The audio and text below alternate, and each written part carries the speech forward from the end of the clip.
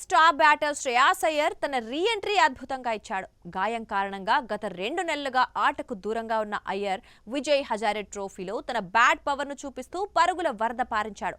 హిమాచల్ ప్రదేశ్తో జరిగిన మ్యాచ్లో ముంబై జట్టుకు కెప్టెన్గా వ్యవహరిస్తూ విధ్వంసకర ఇన్నింగ్స్తో ప్రత్యర్థి బౌలర్లను చిత్తు చేశాడు. అయ్యర్ కేవలం 53 బంతుల్లోనే 82 పరుగులు చేసి ముంబై జట్టులో టాప్ స్కోరర్గా నిలిచాడు. ఇందులో 10 ఫోర్లు 3 భారీ సిక్సర్లు ఉన్నాయి. అంటే అయ్యర్ చేసిన 82 పరుగుల్లో 58 పరుగులు కేవలం బౌండరీల రూపంలోనే రావటం గమనార్హం.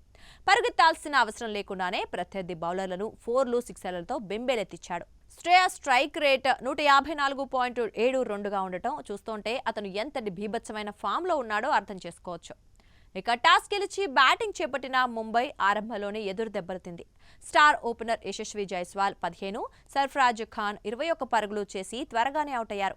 ఈ దశలో క్రీజులోకి వచ్చిన కెప్టెన్ అయ్యర్ ముషీర్ ఖాన్తో కలిసి కీలక భాగస్వామ్యం నెలకొల్పాడు. ఇక మొదట ఆచితూచి ఆడిన అయ్యర్ ఆ తర్వాత గేర్ మార్చి హిమాచల్ బౌలర్లు మయాంక్ దాగర్, కుశాల్ పాల్పై విరుచుకుపడ్డారు.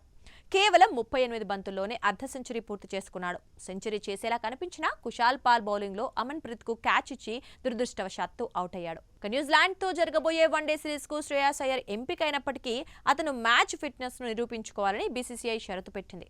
ఈ క్రమంలో విజయ్ హజారే ట్రోఫీలో ఆడిన అయ్యర్ తన అద్భుతమైన బ్యాటింగ్, రన్నింగ్ బిట్వీన్ ద వికెట్స్తో పూర్తి ఫిట్నెస్తో ఉన్నానని చాటి చెప్పాడు.